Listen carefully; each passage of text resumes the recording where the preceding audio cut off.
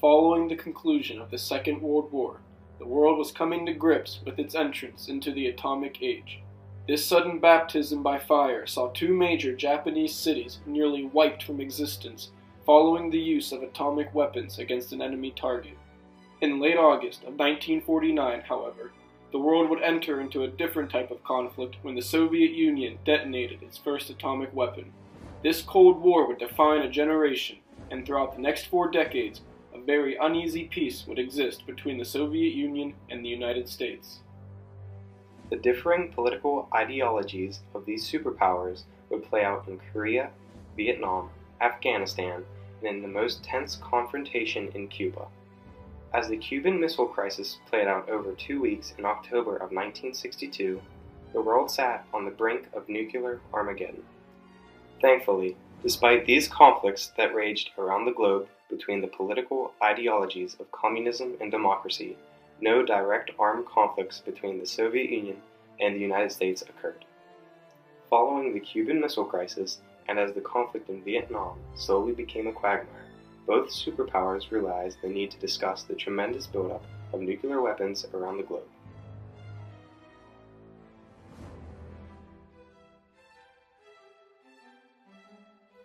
Negotiations and compromises between the Soviets and Americans that began after the Cuban Missile Crisis would commence again in November of 1969. Beneath the glittering chandeliers of a stately banqueting hall in Helsinki, the clink of champagne glasses accompanies the soft murmur of diplomatic small talk. It looks like yet another diplomatic reception. But behind the facade of pleasantry, these men are deadly serious. They are here to talk about the atomic bomb. This historic conference would mark the first of 2 rounds of bilateral talks and corresponding international treaties on the issues of arms control. These strategic arms limitation talks would become commonly known as SALT I and SALT II. The initial Strategic Arms Limitation Talks Agreement was negotiated over the course of 2.5 years and yielded a treaty that froze the number of strategic ballistic missile launches at existing levels. SALT I also limited land-based intercontinental ballistic missiles that were in range from the northeastern border of the continental United States to the northwestern border of the continental USSR. In addition to that, SALT I limited the number of nuclear-capable submarines that NATO and the United States could operate to 50, with a maximum of 800 ballistic missile launchers between them. The strategic nuclear forces of the Soviet Union and the United States were changing in character by the late 1960s. The total number of missiles held by the United States had been static since 1967 at 1,054 ICBMs and 656 missiles capable of being launched by submarines. But there was an increasing number of missiles with multiple independently targetable reentry vehicle warheads, or MIRVs, being deployed. MIRVs carried multiple nuclear warheads, often with dummies, to confuse anti-ballistic missile systems, or ABMs, making MIRV defenses increasingly difficult and expensive.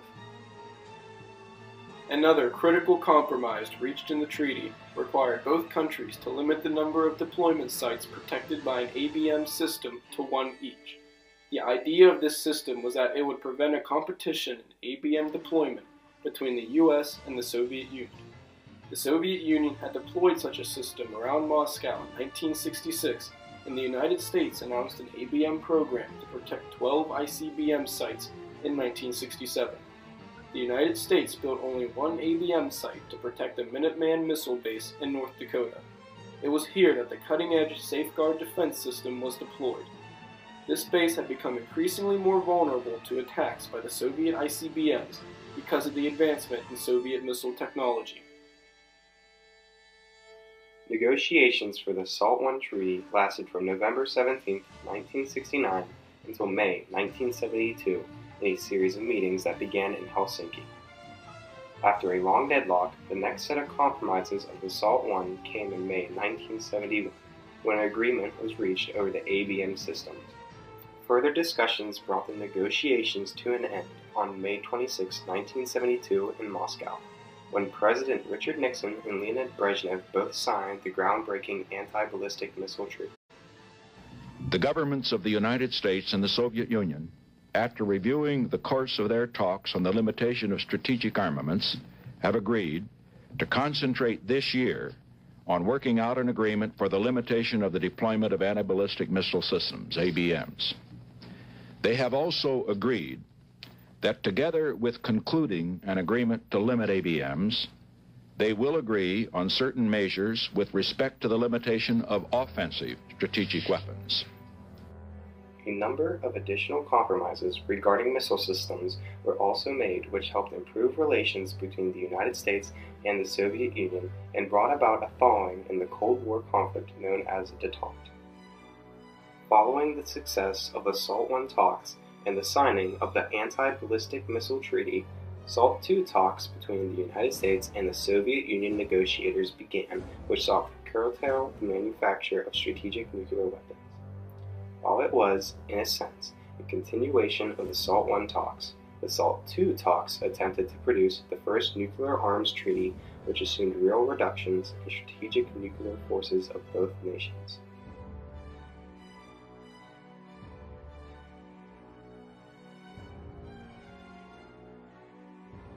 A major breakthrough for this agreement occurred at the Vladivostok Summit meeting in November 1974, when President Gerald Ford and Soviet Premier Brezhnev reached an agreement on the basic framework for the SALT II agreement.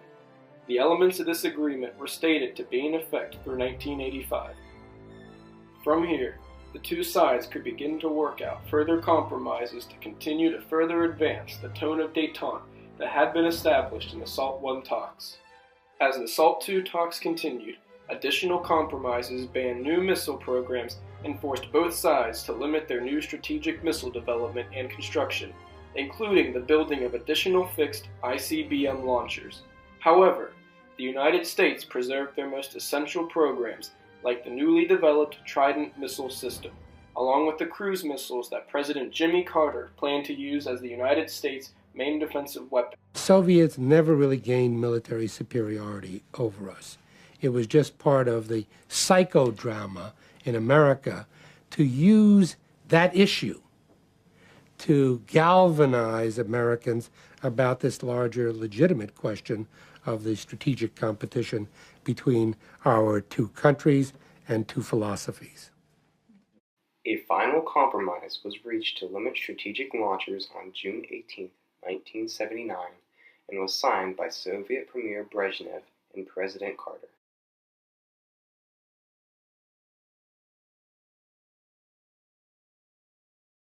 SALT II is not strategic arms limitation.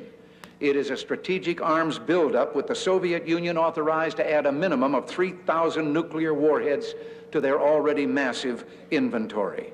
The Carter administration's principal argument for ratifying SALT II was that no one will like us if we don't. You know, isn't it time that we made him understand we don't really care whether they like us or not? We want to be respected. With this strong rebuke from the conservative right, and with the Soviets' next aggressive move, the SALT II treaty was doomed. Just 6 months after the signing of the SALT II Accord, the Soviet Union invaded neighboring Afghanistan, and in September of the same year, the United States discovered that a Soviet combat brigade was stationed in Cuba, hearkening memories of a Cuban Missile Crisis. In light of these developments, the treaty was never ratified by the United States Senate. It would not be until the conclusion of the Cold War, following the fall of the Berlin Wall, that the terms of the SALT II agreement were superseded by a new arms deal in 1991.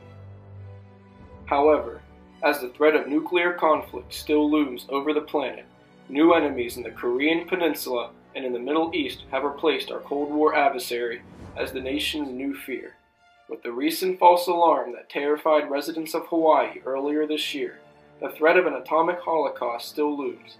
As historians look back on the compromises reached in the SALT talks, mankind must remain hopeful that similar compromises can be reached with these emerging nuclear powers to prevent a war that may one day be fought with sticks and stones.